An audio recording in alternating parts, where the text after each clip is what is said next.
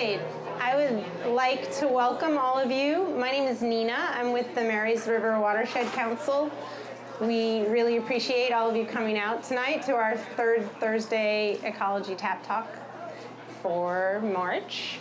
I'd like to take a second to thank a few folks. First of all, I'd like to thank Oregon Conservation Recreation Fund for supporting this series for us. Also, I'd like to thank Common Fields for hosting us every month on the third Thursday. And they also donate 10% of all sales to support restoration and education efforts in the watershed. And I would like to thank Thomas, our amazing volunteer behind the camera. He donates his skills and time every month, or has been, to support videoing the series so we can post it online for folks who are not able to attend. And I would very much like to thank Jack Fetters with Xerces, did I say that right? Yes, that's right. Xerces Society for Invertebrate Conservation. He came all the way here from Portland to be with us this evening. Thank you. And Jack Fetters is a conservation biologist. He's got about 10 years of experience in invertebrate sampling. I said that correctly? Yeah. And surveying aquatic and terrestrial species, and is specialized in freshwater mussels. I first met Jack about 9 months ago or so. Marys River Watershed Council has a restoration project along Reese Creek, and in association with that project, we were going to be moving log structures and doing a bunch of work to restore the in-stream habitat. And we wanted to make sure that we didn't harm any of the mussels while we were, doing something to protect and improve their habitat. And Jack came and taught us how to relocate mussels. Prior to this, I had never really thought about mussels. I have to admit this. They were not on my natural history radar at all. And as they taught us about them, I'm a big fan of mussels now. They're very, very cool natural history. And for show and tell later, I know that he has some show and tell as well. We have some pictures of that restoration project and the mussel relocation and salvage as well to share. Okay, well that's it. I will pass it along to Jack. Great, thank you.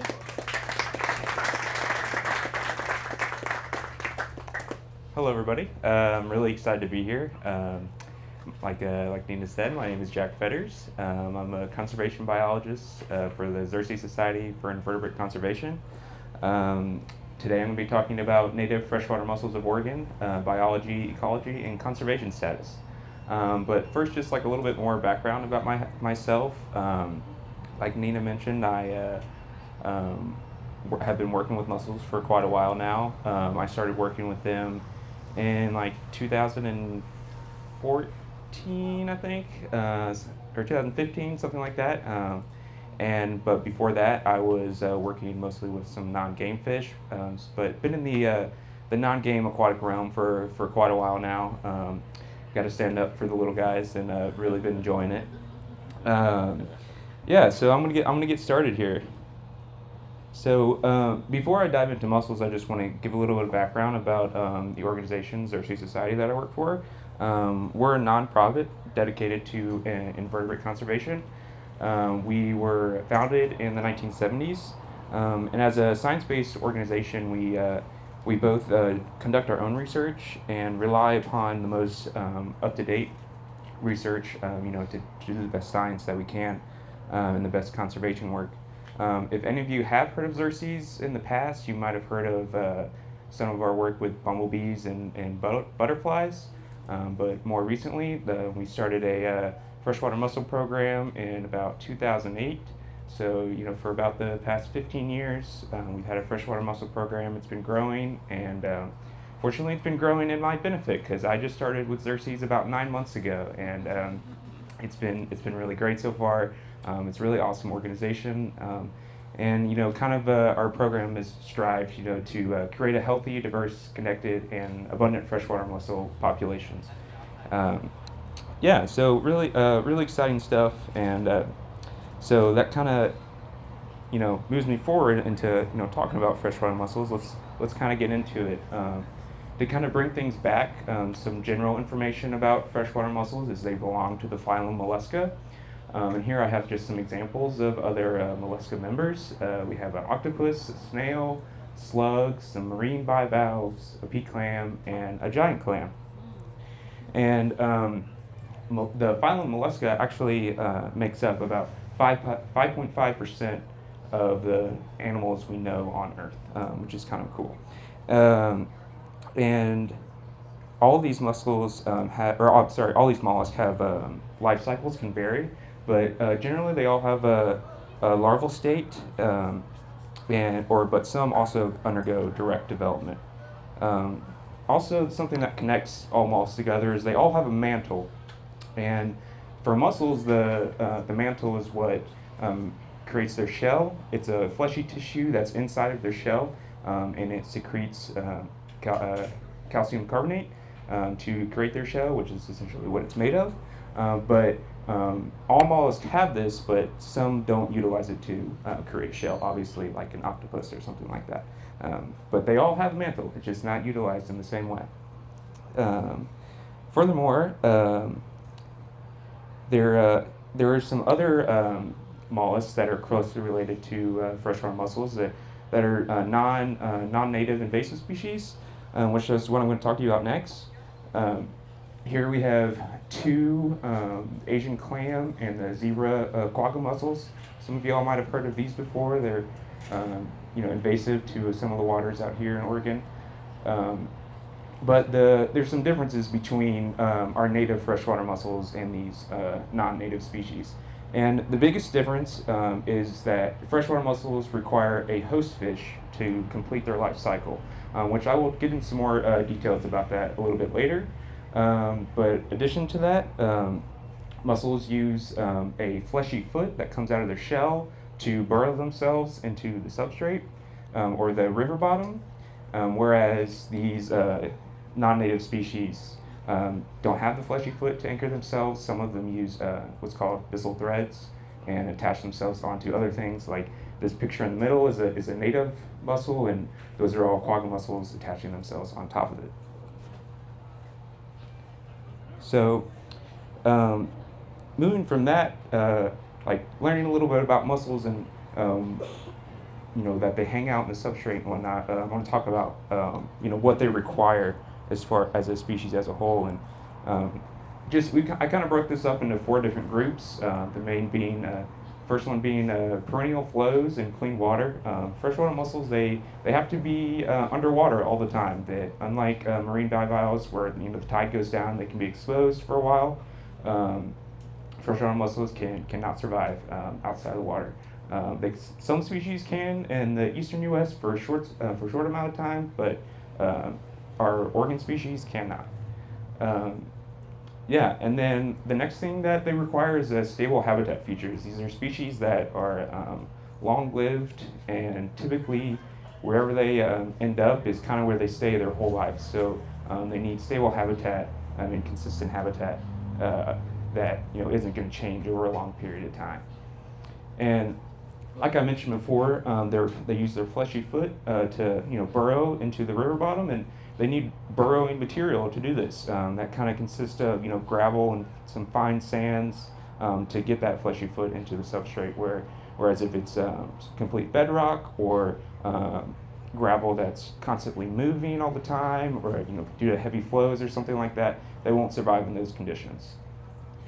And then the fourth thing is they require a host fish to complete their life cycle, like I mentioned earlier. And if the species of host or the species of fish required for them isn't present, then likely the mussels won't be present. So where can you find mussels? You can find them in lakes and ponds, in large bodies of water. Somebody just brought up today a floater mussel to me.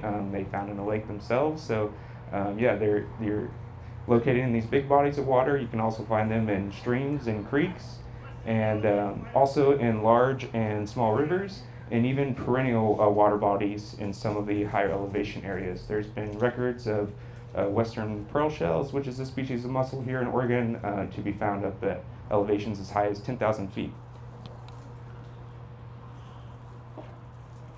So, as I keep mentioning, there's this really interesting life cycle that goes on with freshwater mussels, and they require a host fish. So I'm going to kind of explain to you what happens here. And essentially, if you can imagine a bunch of mussels at the bottom of the river, a big aggregation of them hang out together, the males will release their sperm into the water column, and then the females have these what's called marsupial gills, and it's where they keep all their eggs inside of their gills.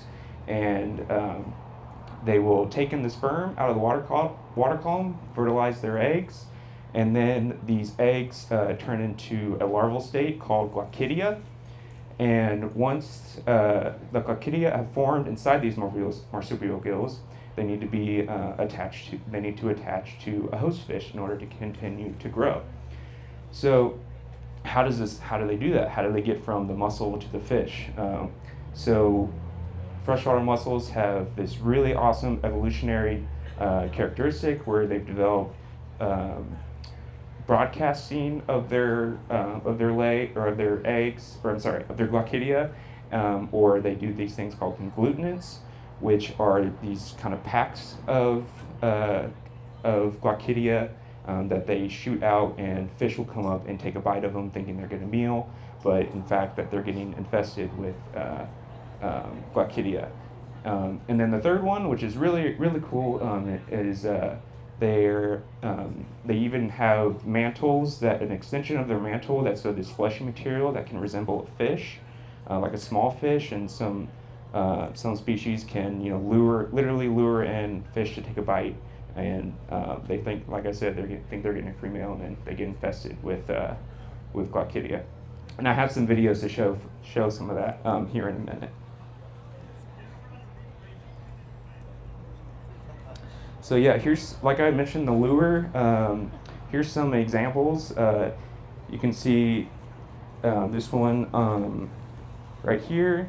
It really resembles a fish, and like a smaller fish and a large bass or something like that will come up and take a bite of that. And I just want to mention too, these species are located in the eastern United States. Unfortunately, not in the western United States, but however, very cool.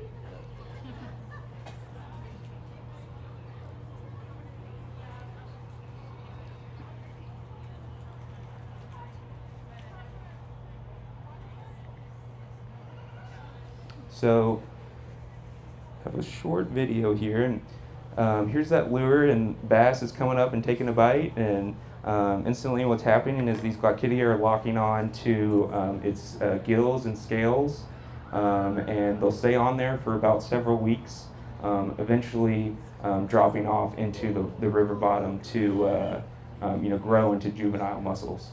And it's really kind of a lottery of whether or not these mussels are going to survive, because who knows where that fish is going, and like I mentioned, they kind of have some unique requirements to live, and if they don't end up there, then they may not make it.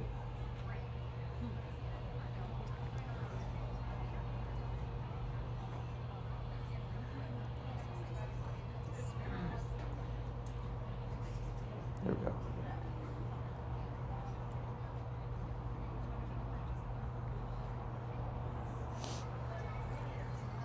So here's another species of mussels, and they have a little different technique of attracting a fish in, and the fish thinks it's getting a meal, and then they get captured for a minute here. And I just want to point out that it may look like it, but the fish usually come away unscathed, and it's not really harmful to them. They maybe walk away or swim away with a minor scratch or something like that, and even like the species out here,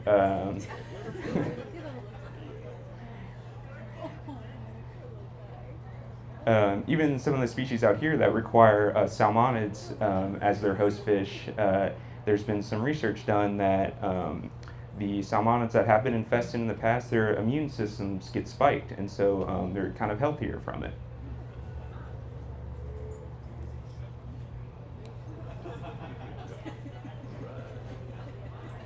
taking a breather.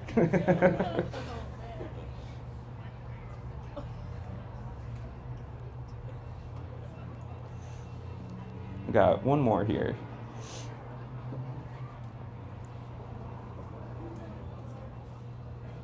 So this is a rabbit's foot. Is this species of mussel, which is occurs back in the eastern U.S. and they do something similar to the western species out here, and they're releasing or broadcasting their conglutinates out, and you can see those like white specks that come out every so often, and the fish are coming up to, get a bite and getting infested with Clostridia.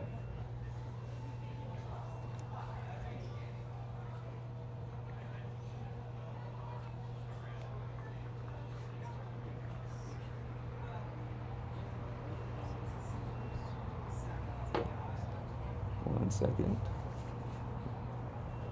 There we go. Okay, so now I'm going to move on to talking about the species that we have here in Oregon. We have three genus of species, or three genus of groups of freshwater mussels here in Oregon.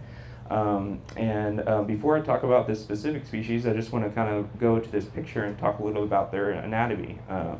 They have these two siphons or apertures on the top there, and one is taking in water all the time, filtering in water from the water column, and one is releasing water. This is happening pretty much constantly, especially during the warm months of the year.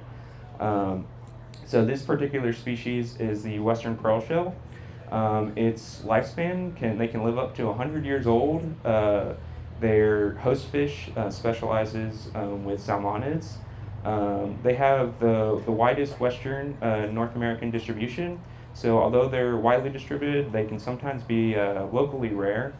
And what's really awesome is their beds can exceed sometimes greater than 10,000 individuals, which is really a spectacle to see.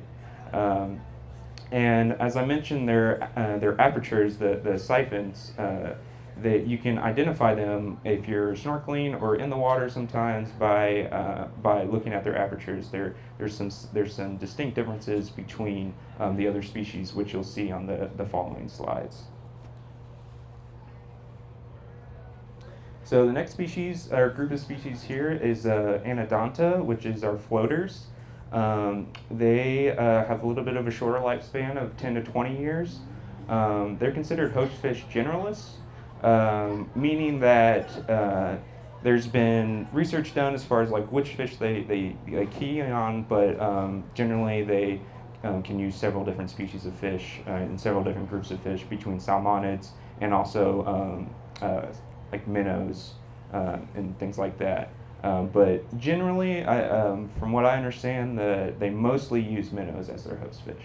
But that's not always true. That's why they're called generalists.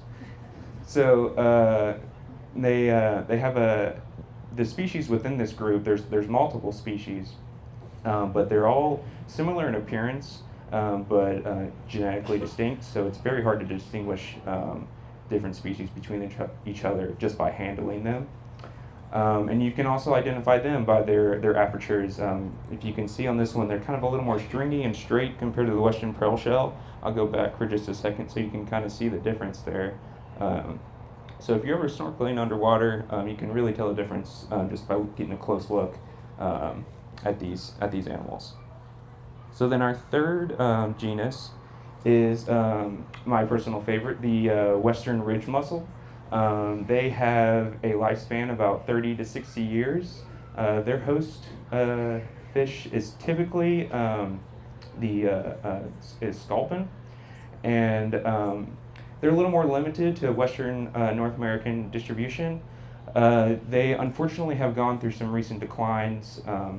There's been some research that shows that their distribution has decreased by 43%. Unfortunately. Xerces has done some work to petition for this species to be put on the endangered species list, which is undergoing review right now. Should hopefully find out what's going to happen next with that within the next year.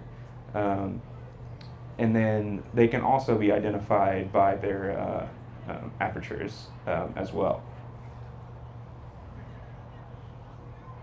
So moving on from that, I want to talk about some of the work that the Marys River Watershed Council has done with Xerces.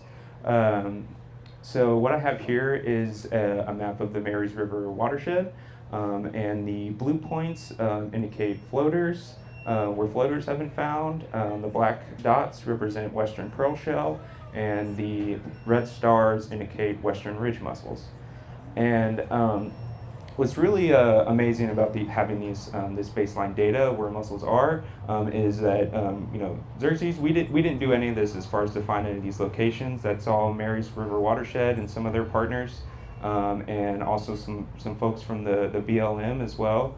And it's really great to have this baseline data of where these freshwater mussels are, because in the case of restoration projects, like Nina mentioned, that way we know where they are and that they're before we go in and start any sort of restoration, in case we need to do a relocation of them, because potentially in some of these restoration projects they bring in gravel or put in down logs, and some of these unfortunately end up right on top of mussel beds, and they won't make it after that.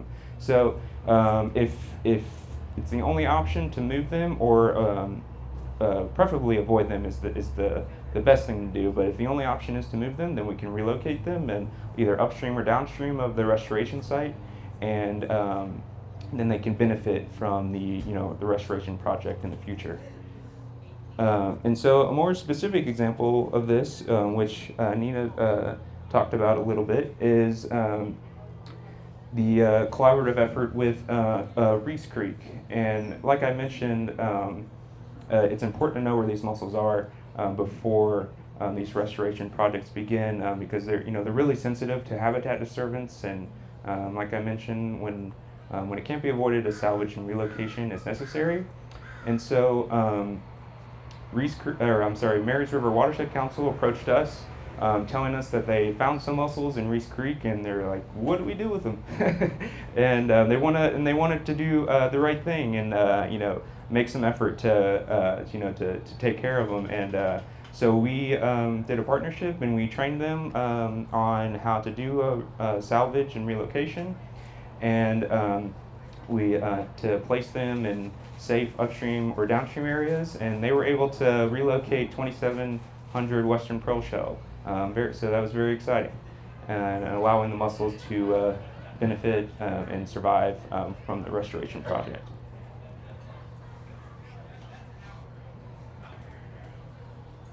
So we talk about, we got to find these mussels somehow when we're doing our surveys for them. And there's a couple ways that we go about it. And the first is snorkeling for them. We'll put on our goggles and our dry suits in the cold water and dive in head first and try and find them. We have a protocol that we've developed with some partners recently that is kind of in the final works, and we use that as a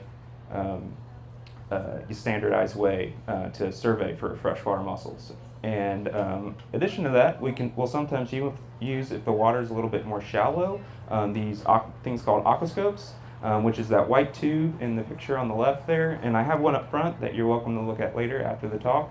And yeah, so it can be a little tricky to find them when we're snorkeling, because they're burrowing benthic animals, and they look a lot like rocks, so they can be tough to find. And those apertures are kind of a key characteristic that we're looking for when snorkeling for them.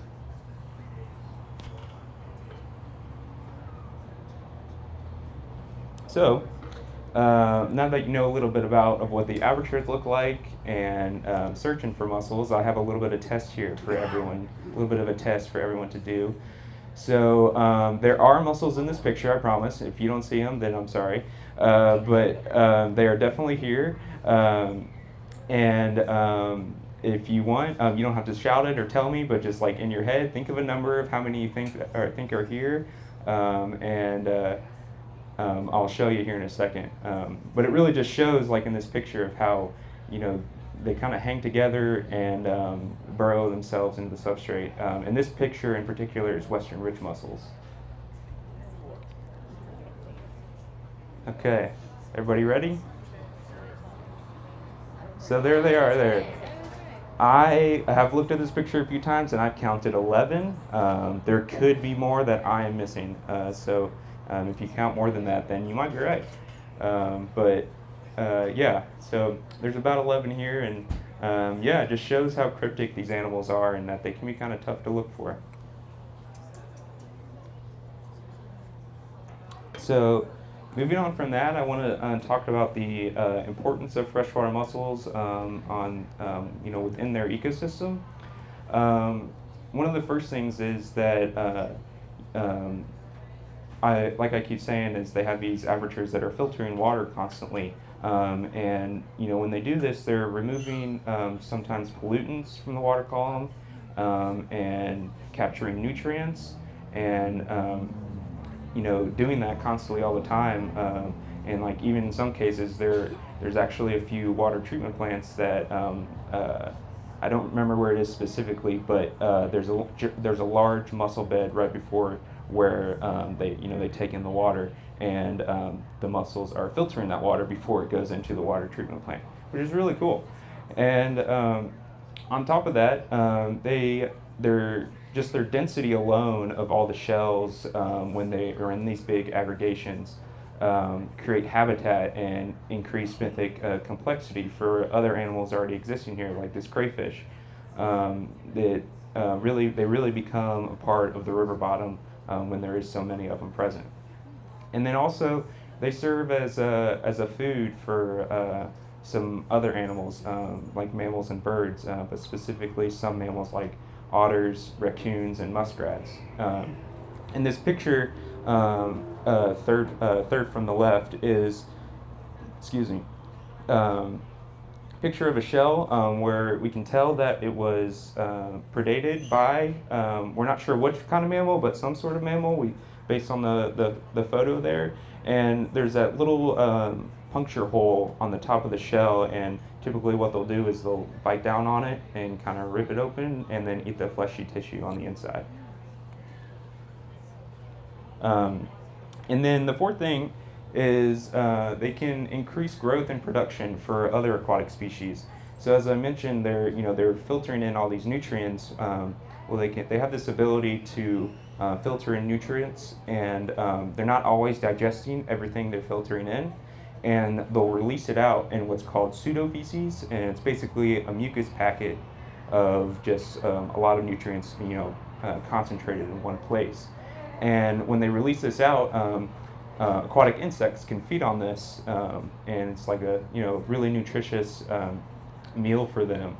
And in doing so, increasing the population of aquatic insects, this is good for the fish as well. There's some more food for the fish, and like I talked about, them increasing their immune systems. There's this kind of symbiotic relationship going on between mussels and fish and everything around them, and it really just shows the impact that having a lot of these mussels present can do for a freshwater ecosystem. And so this image just kind of depicts that just a little bit further.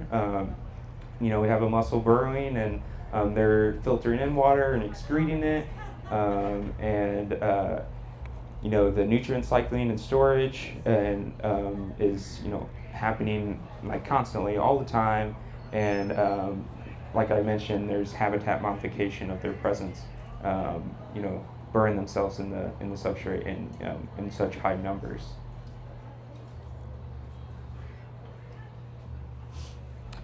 So just to kind of show that a little bit more as far as the power they can do for with their filtration, while they're filtering water. Here we have two tanks. Obviously one with mussels, one without, and this is after 30 minutes of having the same water thrown into thrown into two different tanks. And you can really tell how they're able to, bring that turbid water, down from the water column, and now that's all on the river bottom for all those nutrients that were in the water column or sort of pollutants are, now removed, and other animals can feed on those new nutrients, and So it just really shows how the impact of that these mussels can do. And in addition to that, they have a cultural importance. On the left, we have a mussel bed or a mussel bed midden, and that's essentially just a bunch of shells after tribal members have harvested them and the remnants of the shells. And these middens can last for really long time. And it's really cool to find these sites and see the significance of how they were used in the past. And they also were used for jewelry, puncturing shell material out of the mussels and making jewelry. And then also they were used as a food source. Like I said, this is the remnants of harvesting from them, and so it's really there's this really big cultural importance that I think kind of goes a little underappreciated about freshwater mussels. So going back to the diversity of freshwater mussels, we have our species here in Oregon, but there's also so many different species here in North America. North America is actually home to 1/3 of the mussel species on the planet. There's about 900 species total on the globe, and about 300 of them are here in the U.S. In North America. And specifically east of the Rocky Mountains is where a lot of this diversity occurs, more specifically in the southeast. It's really amazing how we have this biodiversity hotspot right here in North America. But unfortunately, all this diversity is very imperiled. Freshwater mussels and snails are North America's most imperiled wildlife. There's been about 30 species, a little over 30 species that have gone extinct within the past 200 years. Just within the last year, there have been 8 species that have been taken off the endangered species list and are now considered extinct. And then also on top of that, in the past decade, 20 species have been now added to the endangered species list as either endangered or threatened. So it's really a conservation crisis, with these animals, and it's really important to bring some awareness to it, and because we don't really think about it as far as freshwater mussels being in so much trouble. We think about birds or fish, and these are kind of forgotten gems of the waters that are really cool and really important to our freshwater systems. So there's a number of reasons of the declines of freshwater mussels, and our rivers are constantly going through a changing environment. We've heavily used our rivers for hundreds of years, and continue to now, and so there's this constant change that freshwater mussels have to try to adapt to, and with them being so sedentary, it's hard for them to. They really can't, because they're so long-lived, and when their environment's changing so rapidly around them, they can't adapt to that. So it makes it really tough for them. And we can kind of pinpoint some specific examples here in Oregon, based on some of the stuff that the surveys that Xerces has done. Here on the left is one of our sites on the South Fork John Day River, and we were able to record a period when we did a survey for mussels that were present, and then in the years in between, going back, there was a severe drought, and the stream bed completely dried up, and essentially all the mussels that were there were now dead after we returned. And then another example is this one in the middle, which is a stream near Lake Tahoe after a burning event, and it kind of shows that sometimes the debris, coming off from these burns can really deplete oxygen levels, and which can have very negative effects on freshwater mussels. They really like enriched high oxygen levels in rivers and streams. And this picture on the right is also after a burning event. Just kind of shows a little bit more as far as the effect, not only on mussels but also on fish, and how all this debris can essentially kind of suffocate them.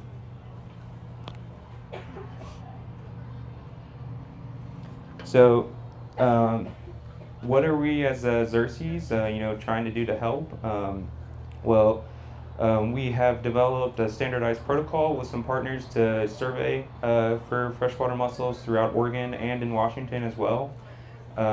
We are, working with partners like the Marys River Watershed Council to, assist with training, and other partners to, just bring awareness of freshwater mussels into these restoration projects, so that they're included.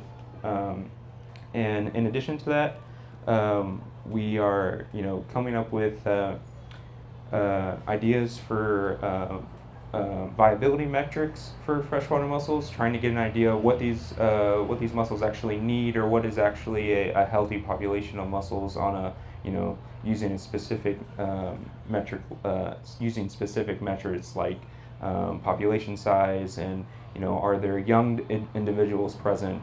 Because if you're at a site and there's only large individuals, then there's potentially something going wrong there. You need the younger individuals coming in after them to to show that it's a healthy population. And so we're really trying to incorporate mussels into new projects, and create new projects within our own organization. We conduct some of our own research, to keep things up to date, so that we're using the most up to date science that's available. So, what can you all do if you'd like to? You don't have to be a biologist to help freshwater mussels out. If you own some property nearby and you have it's close to a stream bank, protect that forested area around the stream bank, and to prevent erosion, and protecting the river bottoms, so that all that debris doesn't fall into the rivers. You can also work with your local watershed council of doing habitat restoration projects. And another thing that you can do is sometimes there's water treatment plants that release significant amounts of ammonia, which can be really harmful to freshwater mussels, and staying active to keep good levels of water quality, by staying active with these facilities, and trying to maintain that. And also, you can use less water, in your daily life. Like you saw in the South Fork John Day River. The drought. Like we haven't pinpointed the specific causes of why it dried up, but sometimes there's anthropogenic reasons for that to happen, and if we can avoid that, we should try our best. And then also support your, like I said, your local watershed councils and local biologists in their efforts that they're trying to do to conserve these animals. One more thing: if you are out and about and you're now that you're all very excited about freshwater mussels, and you want to go look for them, if you want to report them to iNaturalist, you can, and that comes back to Xerces, and that helps us have some information as far as where these mussels are, and just coming up with better answers.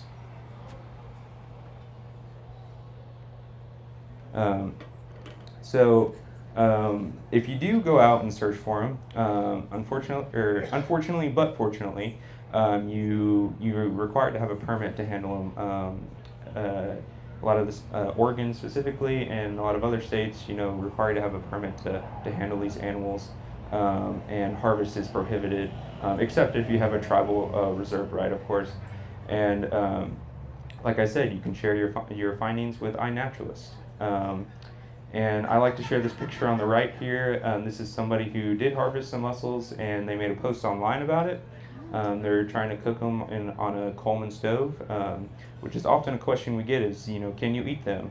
And I would recommend not eating them for a few reasons. One, you can't handle them in the first place. And two, like I said, these animals are filtering in water constantly, and and a lot of our rivers and streams nowadays have a lot of pollution in them, and they're bioaccumulators, so they're accumulating some of these pollutants in their flesh and tissue. So not really a good idea to try and eat them. But in this post where this person was trying to cook them, they mentioned that no matter how much salt and butter I put on them, they still tasted like dirt. So another reason maybe not to eat them, because they sound like they don't taste so good. So yeah. So with that, I just want to give some acknowledgments out to all of our partners in the Marys River Watershed Council for being here, and some of our donors like Doug and Anthony Gordon. Really appreciate everything y'all have done for us. We wouldn't be able to do the work that we do without the donations and partnerships that we get from the local organizations around here, and really grateful to be able to do the work that I'm doing, and happy to be up here talking about this. One more thing I got to throw out there is that Xerces is a group-run organization. We run on donations and grants, and if you'd like to join, you can become a member with this link. And so feel free to join if you'd like. And sorry. I was just curious. Oh, okay. One more slide. So I like to finish with this slide, and this is it's a great picture to depict what like a great freshwater mussel bed can look like. These are western pearl shells with clearly hundreds to thousands of individuals here. I'm not going to make you try and count these because that might take a while. Yeah, just really shows how amazing these animals can grow when they're in the right conditions. So with that, thank you all for letting me be up here today. I really appreciate it, and hope you all are inspired to go look for freshwater mussels.